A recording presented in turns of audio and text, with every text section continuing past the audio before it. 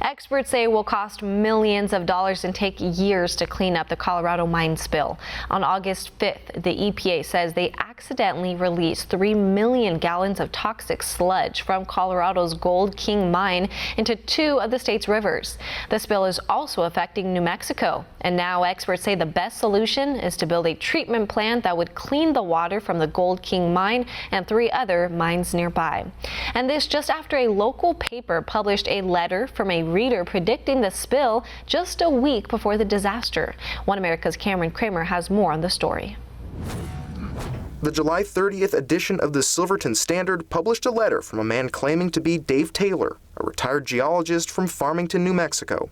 Taylor discusses what he calls a Superfund blitzkrieg, alleging EPA officials would soon pollute the Animas River on purpose in order to secure millions of dollars in funding. Taylor details a very specific plan, predicting how millions of gallons of contaminated water would be released because of the buildup of pressure caused by the EPA plugging the mine. He theorized a 500-gallon-per-minute flow of contaminated water would find its way into Cement Creek within 7 to 120 days.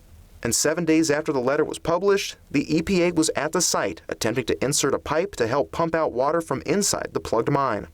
In what it calls an accident, the EPA misjudged the pressure and a plug was dislodged, sending contaminated material into river systems, eerily similar to what Taylor's letter predicted. We attempted to contact the author, but the phone number for a Dave Taylor listed in the New Mexico town was disconnected. To better understand the underlying issues of this disaster, it's best to turn back the clock. The mine in question, the Gold King mine, ceased operation in 1923, but several nearby mines remained open for decades. They drove the economy, providing the bulk of the jobs and 1/3 of the county's annual tax revenue.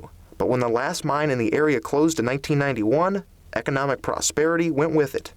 Cleanup efforts for the old mines would prove to be another long-standing challenge. The Animas River Stakeholders Group looked into treatment programs for contaminated runoff, but the $12 to $15 million price tag posed a problem. Many of Silverton's residents resisted EPA involvement, fearing that if the agency handed out its Superfund label, which is given to the nation's worst hazardous waste sites, it would negatively impact Silverton's tourism industry. The area reached an agreement with the agency. The EPA would spend $1.5 million to plug a problematic mine, and Silverton would avoid the Superfund label. But as Taylor alleges in his letter, that was all part of the plan, saying it was just the EPA's way of getting their foot in the door to net a bigger project out of a forthcoming disaster. For its part, the EPA has not addressed the letter to the editor directly, and in response to criticism that water testing took longer than it should have, issued this statement.